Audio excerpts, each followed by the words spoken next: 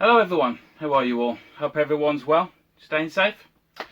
Right, today I'm going to do a video on something. It's a system that I think it's got an interesting story behind it. It's got a bit of history, and again another one it's just forgotten about. It wasn't there for a very long period of time, but I think the story that attaches to it of why it exists is more interesting in a way than the actual console itself. So everyone knows that say everyone, if you didn't know, the Atari 2600 came out in 1977. Is that right? Yeah, 1977. And it pretty much dominated the American market. I don't really remember people having an Atari over here in the UK.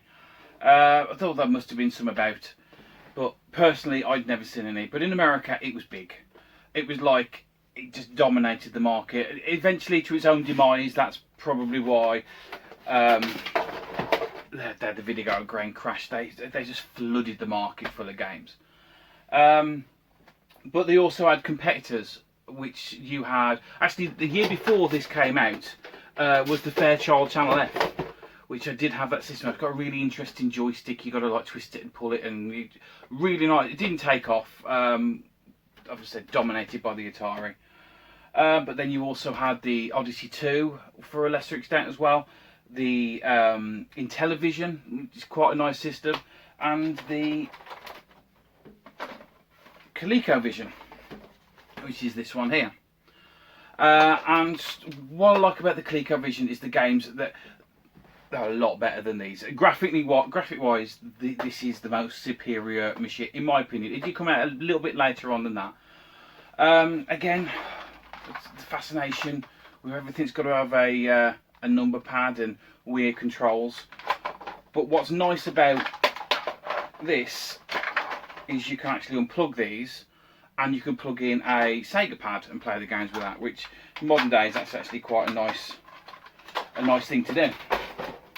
Although these are just not, even though they're a bit of a weird shape, they're nowhere near as stiff to use as the Atari. But anyway, the story goes that these, you got to think of rivals. Think of it nowadays as in Sony and Microsoft.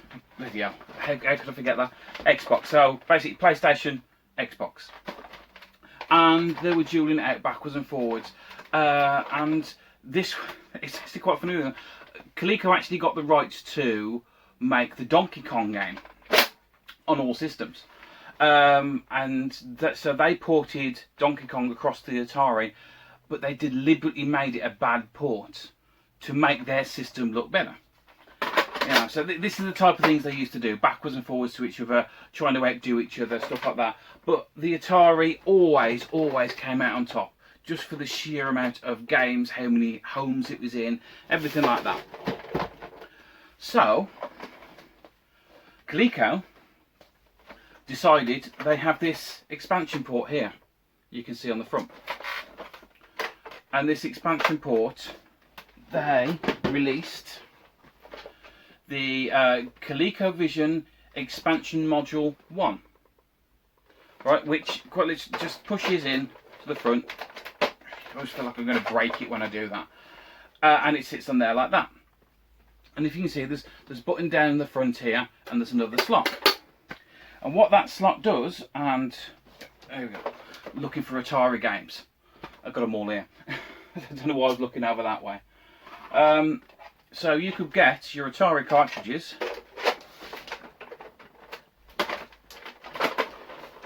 plug them into your Coleco Vision, and you can play the Atari games.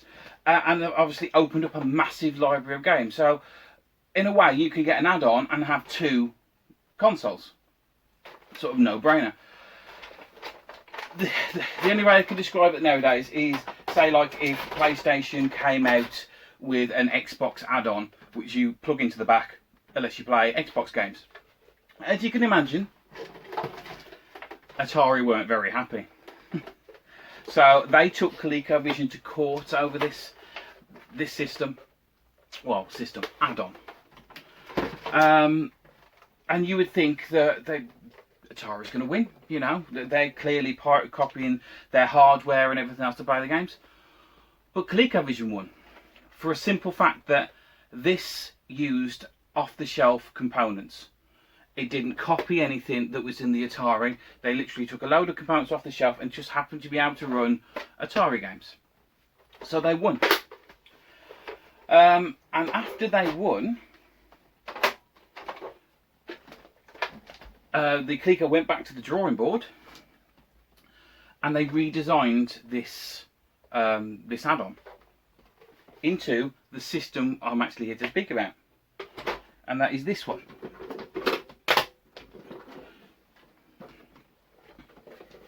If you can see it on there, it is the Coleco Gemini.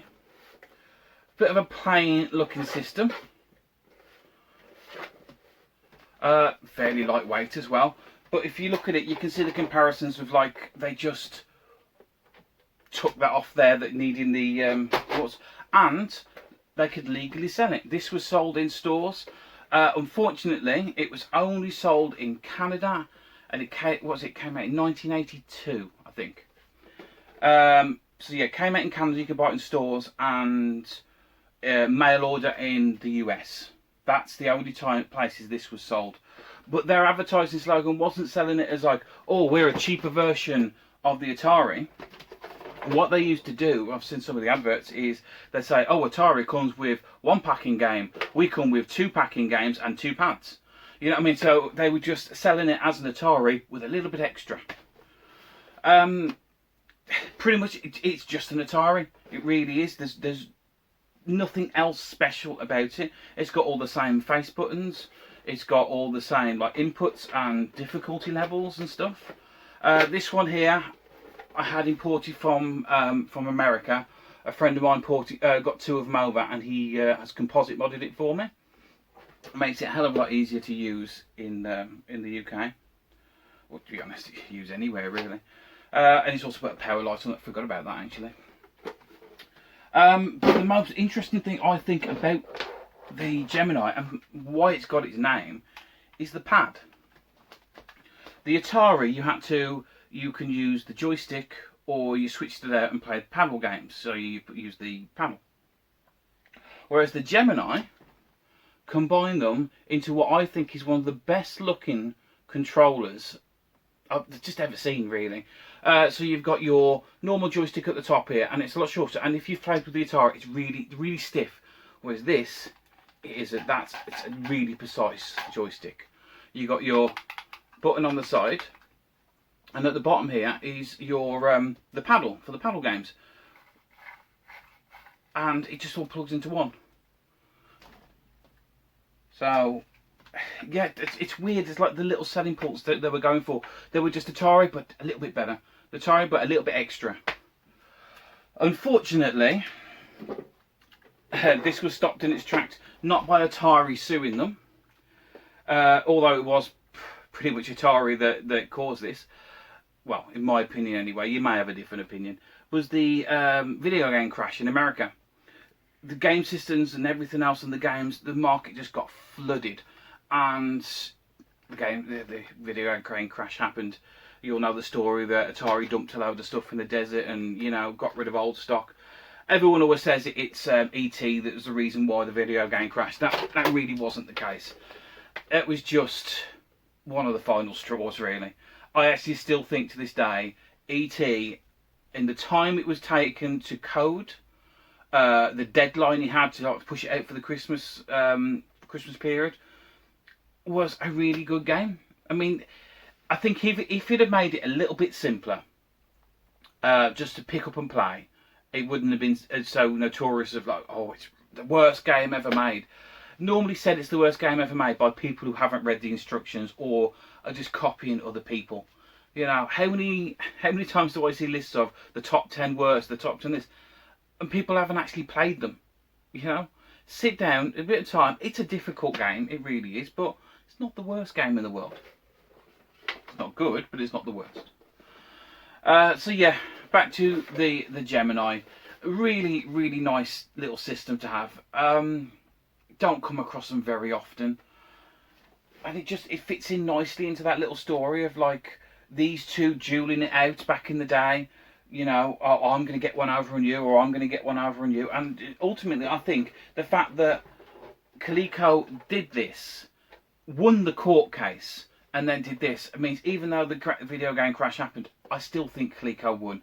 Atari must have been pissed off with them at the time, because not only do they come out of a system, but then they can just steal all of Atari's games and play them on it.